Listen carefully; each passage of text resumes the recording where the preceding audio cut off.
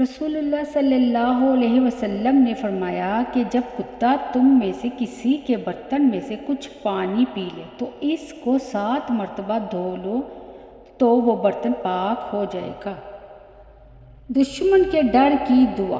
اے اللہ، ہم تجھے ان کے بالمقابل کرتے ہیں اور ان کی برائیوں سے تیری پناہ طلب کرتے ہیں۔